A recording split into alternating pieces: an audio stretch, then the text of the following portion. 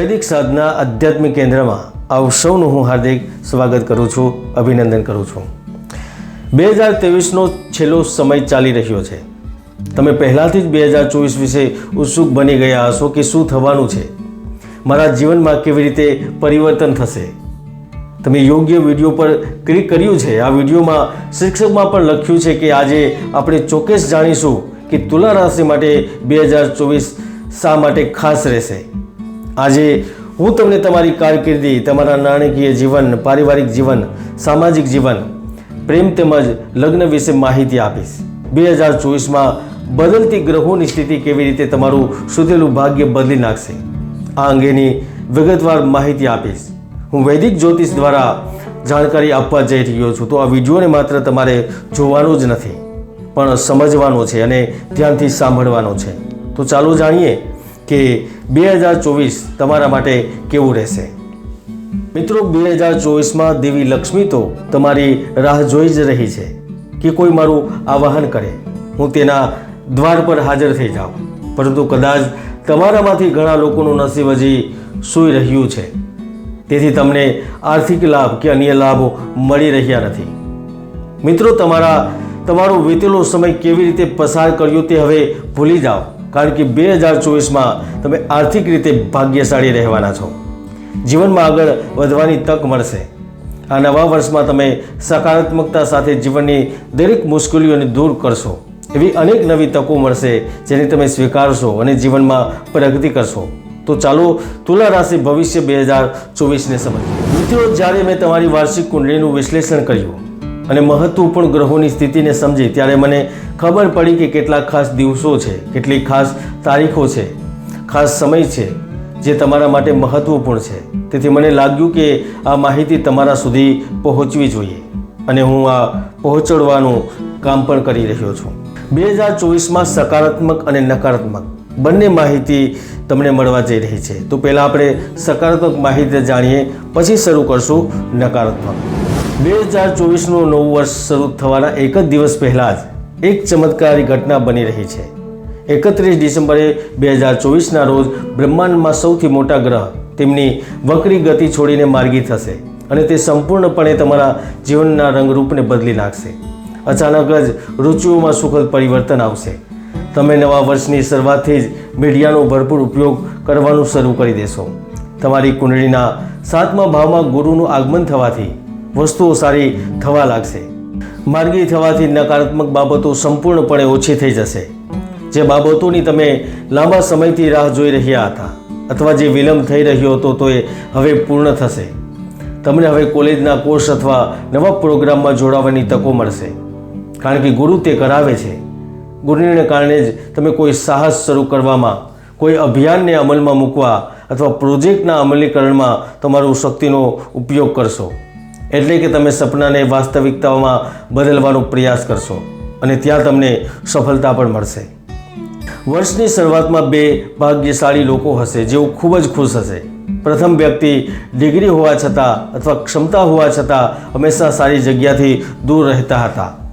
હું એમ નથી કહેતો કે નોકરી ન હતી, રોજગાર ન હતો, પરંતુ તમને તમારી લાયકાત મુજબ જે કામ મળવું જોઈએ તે મળતું ન હતું, તો સૌ પ્રથમ તો તમને તે કામ મળશે। બીજું, જે વ્યક્તિ ખૂબ પ્રાર્થના કરવા છતાં વ્યવસાયમાં પ્રગતિ કરી શકતો નથી, તેને વ્યવસાયમાં કોઈ મોટી સફળતા મળશે। જેટલું કમાતા હતા તે ખર્ચાઈ રહ્યું હતું। જ્યારે પણ બિઝનેસમાં પરિવર્તન લાવવાનો પ્રયાસ કરતા હતા ત્યારે ફેરફારો માત્ર શબ્દોમાં જ રહેતા હતા। તો હવે શું થશે? તો હવે પરિસ્થિતિ અચાનક જ બદલાઈ જશે। 2024માં લક્ષ્મીનું આગમન થશે, લાભ પ્રાપ્ત થશે। 8 ફેબ્રુઆરીથી મંગળ પણ ગુરુની રાશિમાં પ્રવેશ કરશે, એટલે કે પરાક્રમ ભાવમાં પ્રવેશ કરશે। મંગળ જ પરાક્રમનો કારક છે અને મંગળના ઘરમાં ગુરુ બિરાજમાન છે। તો હવે આ યોગ તમારા જીવનને સંપૂર્ણપણે બદલી નાખશે। આ વર્ષે ઓફિસમાં તમારું વર્ચસ્વ વધશે। તમે આખા વર્ષ દરમિયાન પડકારોનો સામનો કરવામાં ધીરજતા બતાવવામાં સફળ રહેશો। તેનાથી તમને આશ્ચર્યજનક પરિણામો પ્રાપ્ત થશે। જો તમે ઈચ્છો છો કે કોઈ એવી વ્યક્તિ હોય જે તમારા જીવનમાં માર્ગદર્શકની ભૂમિકા ભજવે, તો એ પણ શક્ય બનશે। પ્રેમ અને લગ્નમાં તમે જે પણ સમસ્યાઓનો સામનો કરી રહ્યા હતા તે પણ દૂર થશે. તમારામાંથી ઘણા અપરિણિત છે અને લગ્ન કરવા માંગતા હતા પરંતુ વિલંબ થતો હતો, તો આ સમસ્યા પણ દૂર થઈ જશે. જો તમે નોકરી બદલવાનું વિચારી રહ્યા છો તો પણ એ શક્ય બનશે. વેપાર ધંધાના કારક બુધ જેવા 11 મઈથી મંગળ એટલે કે મેષ રાશિમાં પ્રવેશ કરશે. તરત જ તે વેપાર ધંધાના સંબંધમાં ફેરફાર કરાવવાનું શરૂ કરી દેશે. પ્રવાહી, ધાતુઓ, કૃષિ, પર્યટન, ખાદ્ય પદાર્થો સાથે સંકળાયેલા વેપારીઓની આવક 3 ગણી થઈ જશે. હું આ કહી રહ્યો છું એટલા માટે નહીં, પણ તમે તેનો અનુભવ પણ કરશો. તો તમે ભાગીદારી દ્વારા મોટો બિઝનેસ બનાવ્યો છે અને તમે આગળ લઈ જવા માંગો છો તો એ શક્ય બનશે. તમે વિદેશમાં બેસીને પૈસા કમાવા ઈચ્છો છો અને તમારા દેશમાં પાર્ટનર શોધીને પૈસા રોકવાનો વિચાર કરો છો તો તે પણ શક્ય બનશે. કારણ કે બુધ ગ્રહ છે તે બુદ્ધિનો કારક છે અને જ્યારે તે 7મા ભાવમાં પ્રવેશ કરે છે, મંગળના ઘરમાં પ્રવેશ કરે છે, ત્યારે તે યોગ કારક બને છે અને તે તમારા ભૌતિક સુખોમાં પણ વધારો શરૂ કરવાનું શરૂ કરી દે છે. તેઓ મિલકત ખરીદવાની તકો આપે છે, પૈતૃક સંપત્તિનો અધિકાર આપે છે, સ્થાવર મિલકત સંબંધિત લાભ આપે છે. વિદેશ ભાવના સ્વામી બુધ હોવાથી એક વાત તો નક્કી છે કે હવે વિદેશમાં ચાલી રહેલા સંઘર્ષ ખત્મ થશે. જો તમે તમારા જન્મભૂમિથી બહાર રહેતા હો, કમિશન એજન્ટ, ફાઇનાન્સ અથવા રિયલ એસ્ટેટ સાથે સંબંધિત છો, તો મને લાગે છે કે તમે આ વર્ષને ક્યારેય ભૂલી શકશો નહીં અને ભૂલવા પણ ઈચ્છશો તો તમારી યાદો તમને ભૂલવા દેશે નહીં, કેમ કે એટલા બધા આ વર્ષમાં લાભો થવાના છે. 24મી જૂન પછી જ્યારે સૂર્ય તમારા ભાગ્ય ભાવમાં પહોંચશે ત્યારે તે તમને સરકારી ક્ષેત્રમાં સત્તા આપશે. સરકારને લગતી સમસ્યાઓમાં રાહત મળશે. તમને કોઈ પણ સરકારી યોજનાનો લાભ મળશે. તમારો નંબર સરકારી યોજનામાં આવશે. જો નોકરી કરવા માંગતા હો તો ત્યાં ફાયદો થશે. 25મી ઓગસ્ટથી 18 સપ્ટેમ્બર સુધી એવો સમય આવશે જ્યાં શુક્ર કન્યા રાશિમાં એટલે કે તમારી કુંડળીના 12મા ભાવમાં રહેશે, જેથી માતા પિતાની પ્રગતિમાં અચાનક વધારો થશે. પ્રમોશનની તક મળશે. ભાઈ બહેનોને બહારથી લાભ મળશે.